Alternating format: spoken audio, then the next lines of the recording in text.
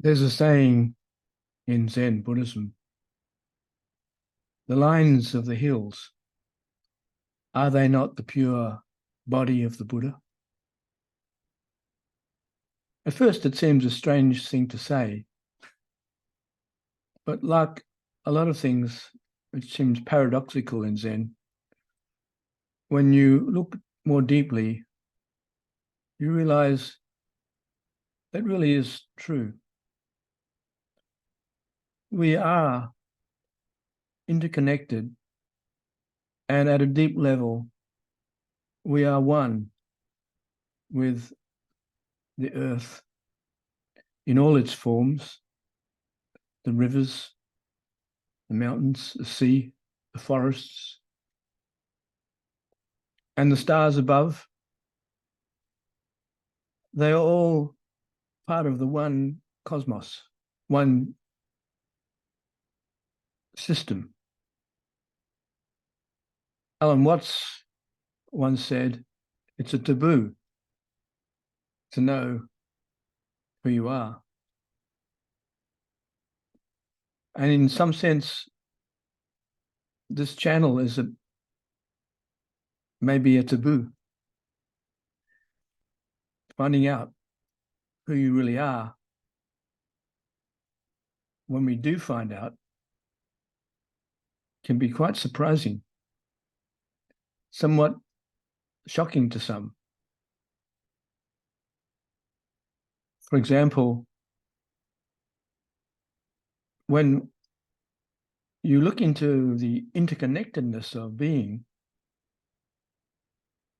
you realize that that means a void within, an emptiness within, a non-self, a self that is not limited to the within. That idea, that definition of oneself is very limited and very parochial, you might say. It's a very egotistical notion of oneself.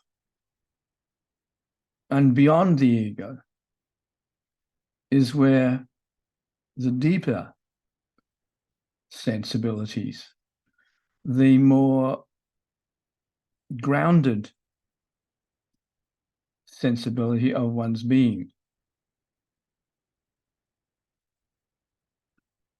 We're not taught this in school, particularly in the Western tradition, in Western schools.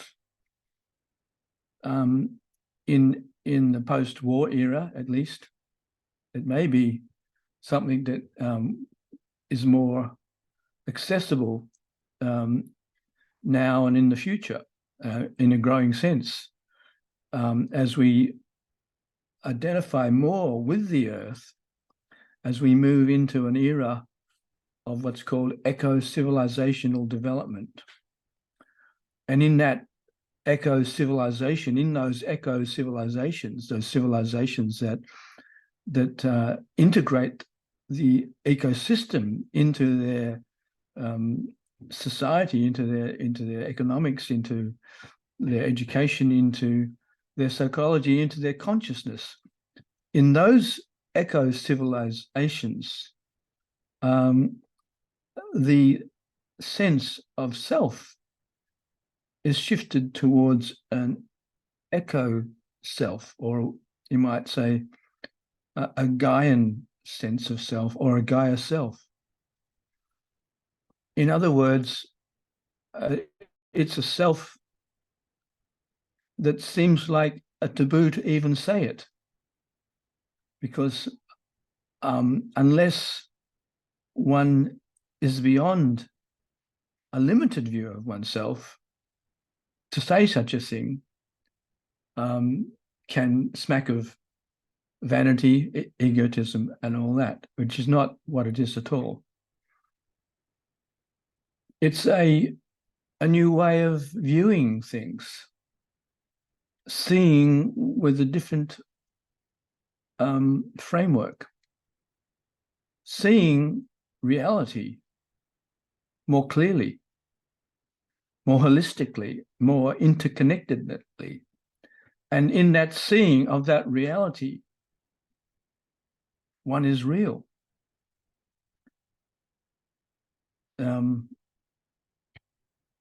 One has awakened to what is real about existence, about oneself. And perhaps this is what we're exploring when we say one self-discovery.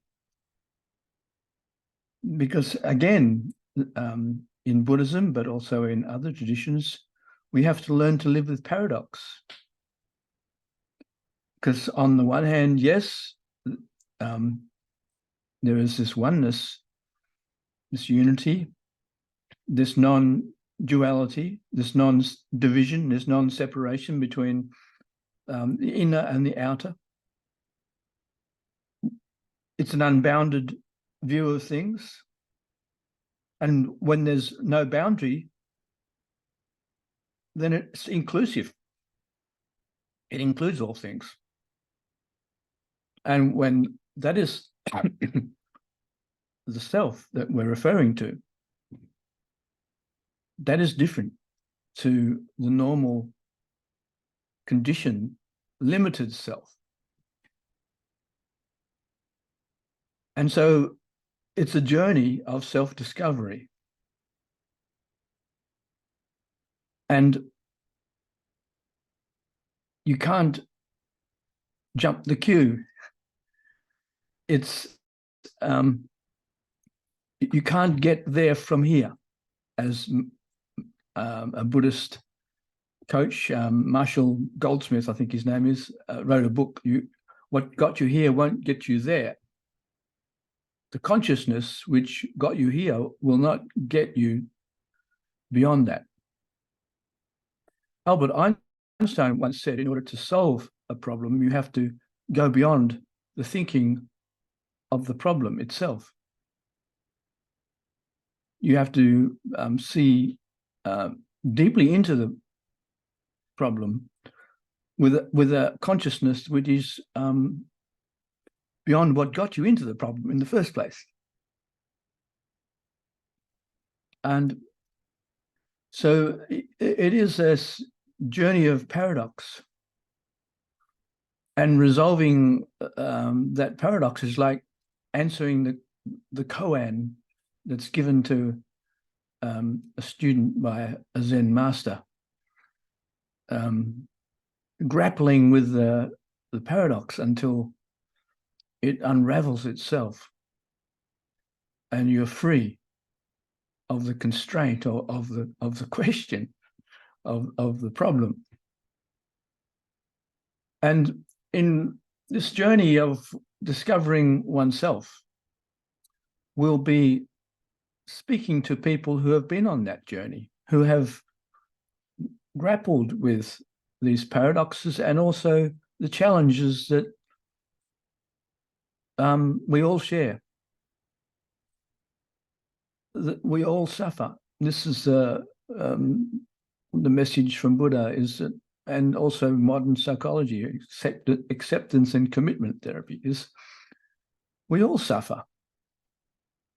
And yet, as the Buddha is saying, you suffer of yourself, none else compels, none other holds you, that you whirl upon the wheel and hug and kiss its spokes of agony. What that means is, through our attachment to our limited concepts, holding on to it, we suffer. And by letting go, we may just see something different. We may see beyond the suffering into a way of living with suffering, and also experiencing something else. we're not going to obliterate suffering. It's our approach to living in a world of suffering that changes the suffering. So in this series of talks and interviews, we will explore the variations of this theme of suffering in the journey through life, and how to come to terms with that and still live a meaningful, a rich, and fulfilling life. In other words, how we might flourish on planet Earth, how to flourish, not just individually. There is no individual salvation. If we are interconnected, if we are one, if we are whole, if we are a unified field, if we are a collective consciousness, if we are a planetary being,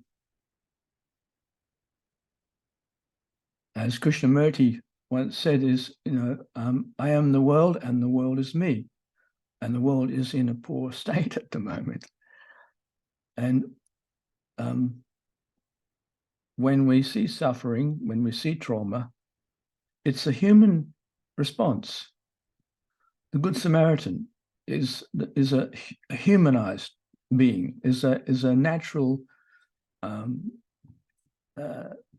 undamaged in some way, a natural human being. The natural response is to help and reach out, not just sit on a cushion and sit in samadhi. That's a deluded idea of enlightenment, because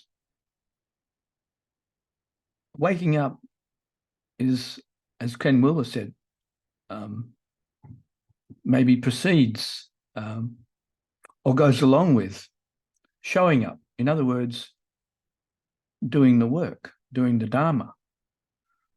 Gurdjieff talked about the work, the great work, and people like Erwin Laszlo talk about the great upshift. And part of the work in this 21st century of people who are waking up is to help others to wake up to a new way of looking at the world, to a new paradigm.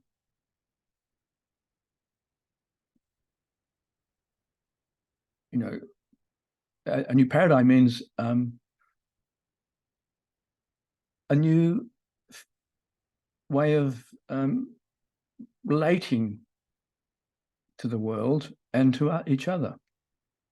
And when I say relating to the world, for example, I mean relating to the earth, relating to the ecosystem, relating to the animals and plants, and realizing, as I said at the beginning of this, surely the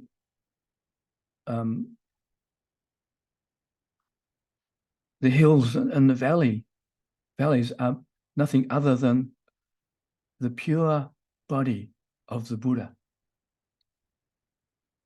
And when there's erosion, when there's climate change and the snow-capped mountains are melting and the pure waters are no longer pure because they're not melting, there's no water flow down into the valley to feed the farms and to feed the people. So we have to show up and do the work to heal, restore, and enhance, and to heal all beings, all plants, all animals, all humans. As the Buddhist saying goes, may all beings be happy. And we naturally seek happiness what we mean by happiness is freedom from suffering. We seek to be free from suffering, accepting that that's a direction. And a lot of the suffering that we can get free of is not the physical suffering, although we can address that by working, doing the work, showing up. But a lot of the suffering is inner suffering, unnecessarily suffering from within, from psychological misunderstandings. And as Krishnamurti also said, we need a psychological revolution on this earth, not just so that we can get free of our suffering, but so that we can heal and help the earth to step up to the next paradigm and to build a new world of love, harmony, peace, and beauty.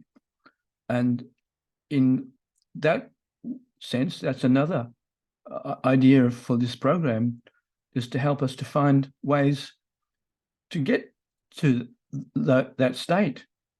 What is the road to that destination? The road is important. The destination is important. And we will find out that there are many different ways and different roads, and we can talk about that and share those life experiences and learn from each other, inspire each other, and empower each other and others to feel engaged, committed to the work, to turning this earth into its next phase. Evolution is always stepping into new phases, and we need to go with the flow of that. And in Taoism, they talk about going with the flow, the Wu Wei. And this reconnecting to the earth and developing and promoting a new paradigm of connecting to the earth with flow, so that through that flow, the earth and all beings on it can flourish. And my friend, that is a statement of the purpose of this channel, of these series of video interviews. And I look forward to you being part of that, to you contributing, and to you learning from, listening to, and responding to the videos, sharing them with others that will be part of this channel. So, Gayasте, Namaste, Namaste, Gayasте, Gayasте, Gayasте, Namaste, Namaste. Thank you for listening.